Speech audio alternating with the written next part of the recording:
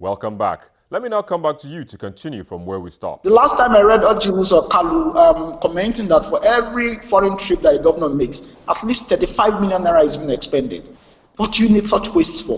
Who has how many citizens of a particular state has benefit, or indigenous of a particular state have benefited from such extravagant trips? What is Lai Mohammed's business in China to go expend 12, 13 million? A conference is going to be held in China, conference organized by the Chinese government. It doesn't even have anything whatsoever to do with the Nigerian state as it's presently considered, as we read, I may be wrong, and 13, 12 million will be wasted, or 12, 13 million will be wasted. Government needs to cut costs, and cutting costs means that government political office holders need to be frugal with their spendings. If we can do that, certainly we have the capacity to pay.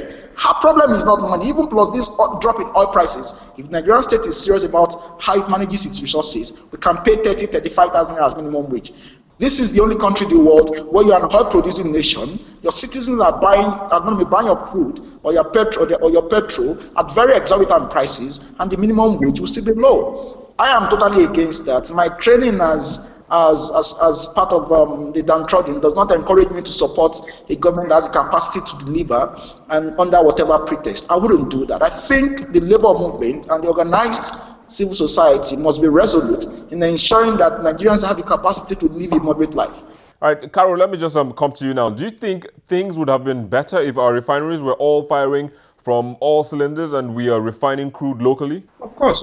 If we're refining oil locally, the price it won't be as bad as it is. Yes, the reserves are down, but the reserves are down because most of the money in the reserves have been used to import refined fuel into the country. So if we're refining locally, we wouldn't be in this situation in the first place. And again, back to my first point of this is just a reward of years and years of wanton corruption and bad governance. Because even as far back as 2007 or so, the refineries were privatized. But then the Yar'Adua government came in and reversed that.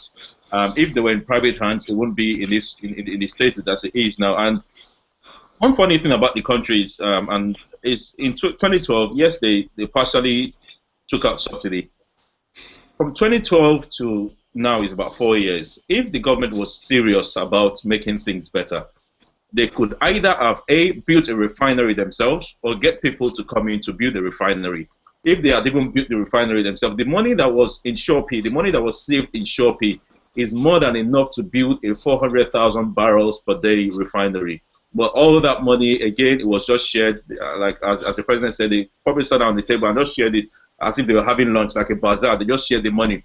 What's the visible thing that you can see that Shopee has done? But then if they have built a refinery with that money, even if they had sold it out to a private entity afterwards, they will still be making the situation better. But again, well, where we are, the government really needs to do one more thing, is to cut costs. For example, I don't see why the President Buhari, is still keeping, is it 10 or 11 aircraft in the presidential fleet? That is wastage. I don't see why the National Assembly is still getting 120, 130 billion naira per year. That is wastage. There's a lot of wastage still going on in the country. That the president, these are low-hanging fruits that you can really remove. And for example, the lawmakers get hardship allowance. That's just crazy. In a country where people are earning 18,000 and you have the gap between the minimum wage and what the lawmakers earn is so high. I think it's about, a lawmaker earns about 1,300 times more than the minimum earner, and that's a very, very wide margin that needs to be addressed. All these things need to be in place. If we had the refineries that were working, yes, they are working about, they said 60-70%, but it's not enough. It's not enough, and before we can have that, we'll have to wait for 2-3 years until the refinery building that's been built by Dangote comes upstream. But then even before that, again, private investors are coming, and we can have modular refineries to ease the pressure on the imports. And hopefully we can do that, or we can get that done in the next few months or a couple of years to get modular refineries and ease the pressure on the local refineries. But then as the refineries come upstream and start to work 60-70%, some pipelines are being blown and then we're back to square one. It's just crazy. Now the greenback, that's the dollar, of course, seems to be playing a major role in all of this in terms of purchasing the product. Can you shed more light on that, Muyiwa?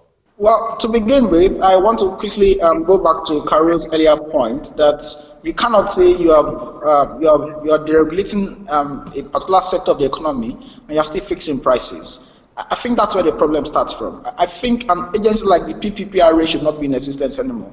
If the government is really convinced that it wants to unsolve what happens within the downstream sector of the petroleum industry. If we have that, if there is no PPPRA where government do not have the capacity to dictate prices again, then we would be able to say that it does not, it's not our business where these marketers or fuel importers get their forex from. But as long as you would continue to have a government agency deciding how much this crude would be sold to the final consumer or the end user, we would continue to have problems with forex. So, and that's why you have two parallel. Well, it's three now, but two parallel official markets now. I read the other time, a few days ago, that the foreign exchange will be provided to these importers at 298 or 299 naira a dollar, and then for other sectors of the economy that isn't under the excluded list of forex exchange, they can still source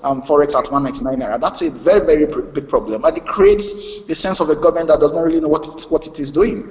In other words, or in economic terms, what the government has done is to technically devalue the naira. You cannot say some people will buy at 299 and some people will buy at 199, and you still continue to deceive yourself or deceive Nigerians, or some Nigerians who choose to be deceived, who chose to be deceived, that you have not devalued the naira. I think the government has technically done that because these importers constitute a major force in terms of what happens within the dollars or foreign exchange Nigeria earns. All right, we need to wrap things up, Muyiwa, but what do you think is the way forward? Well, there is a very straightforward way forward, if you like.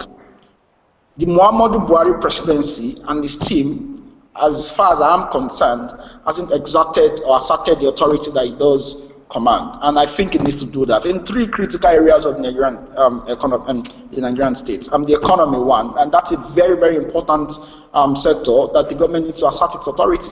Give us a clear-cut direction of what your economic policy is. Make a categorical position about devaluation. Would there be a devaluation or would there not be? Would there be in 6 months, in 9 months, in 10 months? So that investors can know whether to invest in the Nigerian economy or not.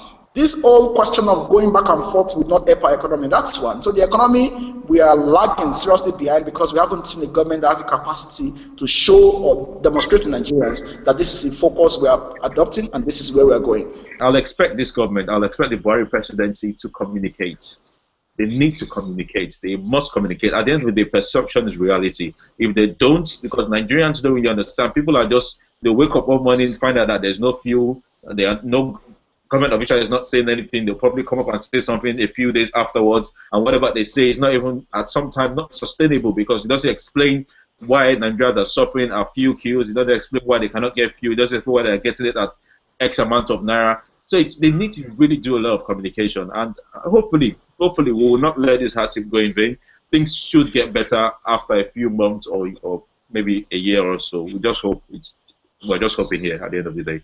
All right, guys, thanks for coming on the program, but that's where we have to leave the conversation today. We'll take a quick break and we'll be back shortly. Join us again.